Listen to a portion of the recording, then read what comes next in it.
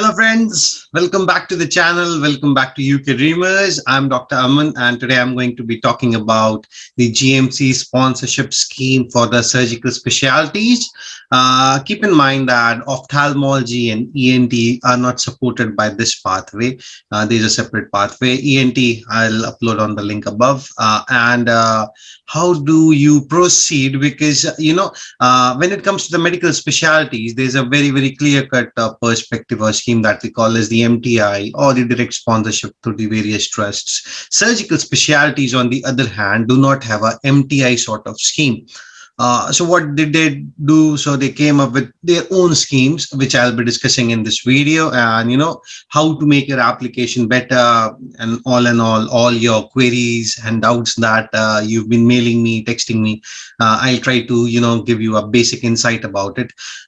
Keep in mind that few of this information may still not be very clear, because as I said, surgical specialty here in the UK getting sponsored is very competitive. There's no clear-cut guidelines available on the net, and the people even who've come and done this are not very keen to promote this as compared to the medical specialty ones.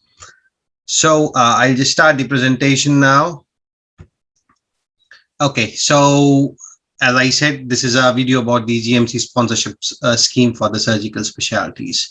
So before I proceed ahead, this is a very clear disclaimer, friends, that I do not represent the Royal College of Surgeons of England, Edinburgh, or anywhere. I do not represent the NHS, nor any of the deaneries who provide and support these trainings. This video is only and only to promote awareness among international fellows, international graduates, postgraduates who want to come to the UK, get some experience in the UK, get some training per se, like in the UK, want to go back, want to stay, and so many things. For all the videos, you can still go and surf the channel. I've uploaded a lot of videos about other basic non-medical stuff as well. Okay. So this is a slide that you would see if you open up the Royal College of Surgeons England website that I've taken from. So they've got various trainings and schemes. The first one that you see is a senior clinical fellowship scheme, which is exclusively for people mostly who've got GMC registration, who are looking for specific, very specific. For instance, you are an oncosurgeon and you want some breast reconstructive, super course or something. So this is for them, very exclusive content. And the last one that you see is the International Surgical Training Program. It was a very good program earlier, but they've stopped accepting applications. So since I got queries from most of you, I did ring the Royal College of Surgeons. They provided me with an email, which I mailed later. And they did tell me that they are not accepting any applications this year through the ISTP route. So that leaves us to a very narrow margin of getting a GMC sponsorship scheme for the surgical specialties, which they call as the GMC SS. Okay, so when you go and see about this GMC SS, there is a very stringent criteria. The first eligibility criteria when you go and surf the website, this I've taken from the website itself, is that you must be in receipt of a formal job offer from an NHS trust or a health board, and it should be at least at the level of ST3 or above. Now, this bombards you with so many questions. Sitting on a foreign soil, you have no idea what ST3 is. You become baffled. Like, how can you secure a post and then apply for a sponsorship? So these are the tricky parts that I'm going to help you with. So what does ST3 mean? ST3 basically means that you've done your 3 years of training as a specialist, at least in general surgery, and then you feel like, for instance, I'll be talking about plastic surgery. So if you're doing plastic surgery, you've done your general surgical part, so you've done first year of training, second and third, so basically 36 months of at least training. That's what they're expecting us to have. Plus on top, if you got any fellowships, or if you've done super specialization courses, then it will eventually give you an edge that yes, you are at least a specialist trainee 3 level or above. All right. So how to, go about this? So this is what I'm going to do now, that you are seeing how to like you've seen the basic requirement. And now let's see. So if you open up basically Google and just write, for instance, plastic surgery clinical fellow jobs, the catchphrases here are clinical fellows, senior clinical fellows, because the trust grade jobs in the UK are mostly advertised as clinical fellow jobs. So for instance, you just wrote plastic surgery clinical fellow jobs, and there's something that pops out in front of you, which is a senior clinical fellow in plastic surgery. Okay, let's see. What does it say? So once you open this up, you'll have this. So there's a line saying clinical fellow in plastic surgery, and you can directly go apply on the NHS job. This is in London, St. George University Hospital NHS Foundation Trust. And they say that they need a specialist registrar, so many things. And now if you see, there's no evidence or nothing written about the NHS registration. If you go and open this, it on the NHS jobs, it would say that you need to possess a GMC registration in order to apply this job. So that makes you very fussy, because you want to come in, you want to join as a trust grade, but you need a GMC registration, which you don't have. So what do? If you can see on the screen, there's a name of a person written who's the service manager for this plastic surgery job, and she's given her email ID plus has given a phone number. So what you need to do, ring them up and say, okay, you're calling from such and such country, you've got this experience, and you're looking for to apply a job. And then they would see, okay, send us your CV. Bombard them with a rock star CV. As I always say, your CV is virtually representing yourself from such distance. So they must be also, okay, this guy has got the skills, maybe he'd be helpful here because of so many reasons. So you've given them your CV, and you don't mention like that you've got GMC and everything. So now it will come a point, okay, they've accepted your CV, just shortlisted your CV, and then they would ask you, what's about the GMC registration? Then you have to clearly say them that you do not possess a GMC registration, but you are expecting whether or not you could be granted a GMC through the sponsorship scheme. If the trusts have the idea and they've done it before, they would straight away say, all right, we'll do this, we'll do our part, you do yours, and we'll see how it goes from there. If the trusts have no idea, or they do not have this sponsorship scheme like in their trust, they would clearly say a no to you. So it becomes very, very clear, you're going to get it or not going to get it. Rather than, running behind the bush, it really doesn't make any sense for us to, just think, oh, I'm not having this, I don't have the GMC registration, and so many things. So if you have a GMC registration, that's fine. If you don't, you have to ask for a sponsorship. They're not going to come to our door and say, oh, this is your GMC registration, can you please come and work in the UK? No, sir. We have to work it out. We have to, practically do a lot of effort, put a lot of effort and dedication, and then you're going to get these sponsorship schemes. So once, if you're lucky, see, you have to try. At the end of the day, it may be like you've tried for 5 different places, they've denied you, but the 6th place awaits, and you've just stopped, not applied for the 6th place. So you still keep on trying, because sponsorship can be a little tricky, especially with the surgical fields where we don't have a very, very clear insight. So if you have received a basic job offer, great. So that makes you like that you've stepped up one step, and that makes you in a place that you must now prove that you're ST3 equivalent, which is basically if you have a postgraduate medical qualification in the surgical field. For instance, if you're from India, it could be a MS or a DNB, or if you're from other countries, like basic masters or fellows and diplomat boards, and so many nomenclatures according to different countries. But you must ideally have at least 36 months of structured training program that you have done. Clinical observerships and attachments do not count, my friends. After you've done that, you must, there's a very, very stringent criteria of getting a sponsorship scheme, with any of the GMC pathways, if you may say. You have to have the past 12 months, you should be in a continuous clinical employment.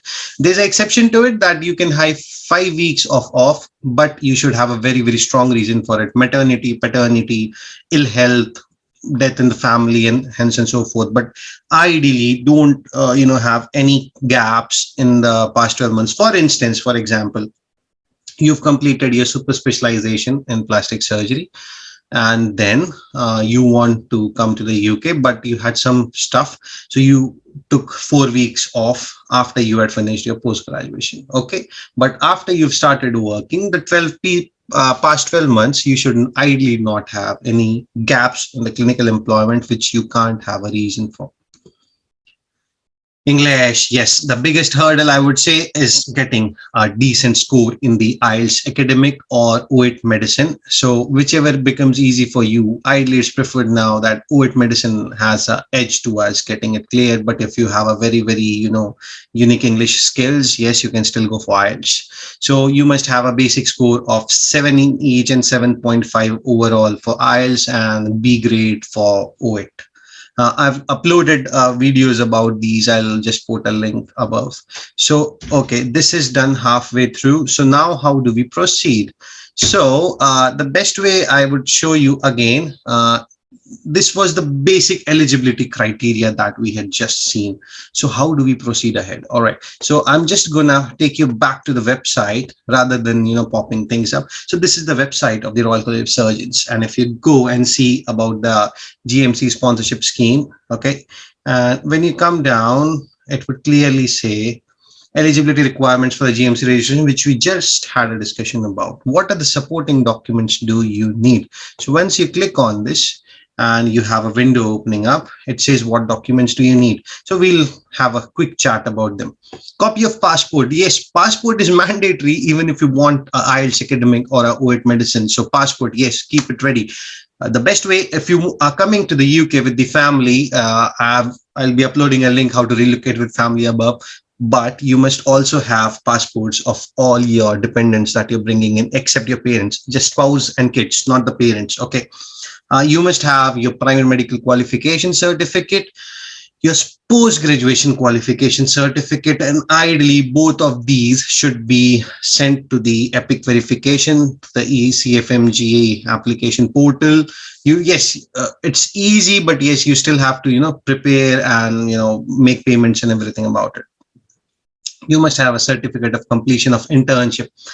They have a very stringent criteria about internship. There's so many articles on the net, but if you have internship with not gaps in between, or if minimal gaps with explanatory reason, they would still accept it. Yes, if you've jumped internships 2 months at a different place and finally you've got a certificate from 6 different places, they would object.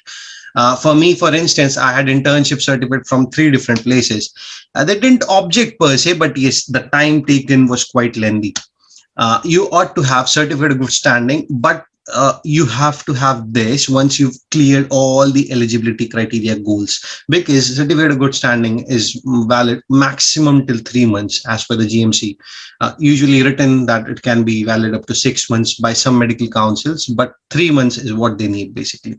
And as I said earlier, rockstar CV, English certificates, completed specialty logbook. They're very cheeky about what you've done, because surgical specialties, all hands-on. So what you've done, how many you've catheterized, how many you've sutured. Like for instance, if you're like applying for orthopedics, like how many you've reduced, nailing, plating, blah blah blah, as per the specialty. That's what I'm saying. So the thing about the system in the UK is, if you have done it, you've not documented it, you don't have a proof for it in written, in document, you have not done it. So for instance, if you have a handwritten logbook, make sure you get it signed. Every procedure needs to get a cross sign from the consultants or your supervisors. What you can do as well, for instance, like you just finishing your post graduation and you plan to come to the UK next year, just pay the Royal College of Surgeons for the membership and the e-portfolio. And what you can do is use their e-portfolio and add up things that you've done. If not much, just add it on the logbook of procedures. Ideally, if your supervisor, if your consultants, your heads are fellows or members of Royal College, it becomes very easy, because then you can send them tickets and they can also accept the tickets online. And you have a very decent backlog of things that you've done.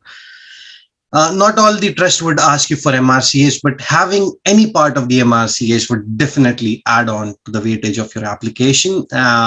employment letter from the NHS trust, including the job description and approximate timetable. For instance, you've been accepted as a senior clinical fellow in plastic surgery. They expect you to join, for instance, October this year, and then they've got a plan that you start working from November to 21, 22. So this is 21. So November 23. These are the things that they expect. So whenever you're applying for a sponsorship, for medical sponsorships, usually these details are not required, but unfortunately for the surgical ones, yes, there's a lot of details which is coming in hand. And once you're done with the second phase, which is going to be, a very, very frustrating phase for you, because it will be slow, it would be time taking, it would be money consuming, and you would still be in a skeptical mode of what's happening. Am I gonna go get in? And the basic biggest hurdle, I would still say, if you have cracked on an interview, if you've got a job interview, that is the most important thing here. Because unlike other royal colleges and the MTI schemes, where you pay the royal colleges and they would eventually get you a training post, or like the MTI post or anything, the Royal College of Surgeons will not fetch you any post. So the only way to go ahead is if you get selected in an interview and you have a formal job offer, and then things can be taken ahead by the Royal College and they can eventually sponsor you everything in hand. Okay, so the last application process is the GMC sponsorship scheme is the application process. So you've done the first phase, you've done the second phase, and now you've submitted everything. Okay, so all your hard work is now at stake and the final outcome is gonna come now. So if you've done your part well, yes, most of the times you will be getting selected. You will still be having hurdles, with GMC asking for lots of documents, and like for instance, for me, they asked me for a pre-internship, pre-graduate internship, and they asked me about the clock hours and not the credit hours. So I really got tangled, like what they are asking me, I had no idea, and it eventually delayed my application for another 2.5 months. I had to shell some money as well. So depends, basically, college to college, person to person, time to time, so you can expect, yes, some bumps and hurdles before you're actually handed over your GMC. So submit your application, keep everything handy with yourself. If you've been asked for a query, be very sure that you reply too early, and just upload all the supporting documents that you'll be using, and once your application is assessed, your application is successful, then you would be given a certificate of sponsorship to apply for a GMC registration. So now you would again go back to the GMC portal, apply the GMC registration to the sponsorship pathway, pay the GMC fee, get their documentation done, and wait for your GMC registration. This can take weeks, this can take months, depends. Again, as I said, post-COVID world, we have no idea what's going to be like. But yeah, it's not that delayed that you're getting it 2 years later. No, not like that. Okay, so once you had the GMC done, contact back to your trust or your sponsor that you have your GMC. This is your GMC number. Then they would give you another certificate of sponsorship for the visa application. So the visa application, you'll have to give, you ought to have a clear conversation with your employers, which sort of visa will you be eventually getting, because mostly you'll get just two broad spectrum. First would be a tier 5 visa, which most of the sponsorship schemes give, which is maximum up to a 24 months time. And then once you finish your 24 months, you'll be given some certificates or like a memento that you've attended the NHS, and you go back to your country. If you want to come back, you have to reapply through a totally new route. And if, for instance, you get a healthcare visa or the previous known as the tier 2 visa, even better, because then you don't have the hurdle to go back to the country and again come to the UK and reapply, because your visa can be really extended here itself in the UK. Yes, for tier 5 also during the COVID period, the COVID era, many of the colleagues did get their visa extended without going back to their countries. So it basically depends on the time that you've been applying. And so This apparently concludes our today's presentation about the surgical specialties GMC sponsorship pathways. I've tried my bit, because as I said, this is a very tricky point, because there's nothing much available on in the internet per se. Not much people have actually come through this, and even people who've come through this, have not shared much it on the internet. So it's a very tricky thing, because I don't know how to actually go for it. So if you have any questions, drop comments, or you can email me at ukdrvlogs@gmail.com. That is ukdrvlogs@gmail.com, and I'll try to attend it. I'll try to give my best on it. And if you've got some other colleagues who can give me a helping hand, I'll be more than helpful for that as well. So till then, keep hustling, keep showing resilience, and make sure that you land up in the UK if you have a dream just like me. So keep subscribing to the channel, keep liking it, and meanwhile, we'll see you soon in the UK. So thank you so much. Cheers. Bye bye.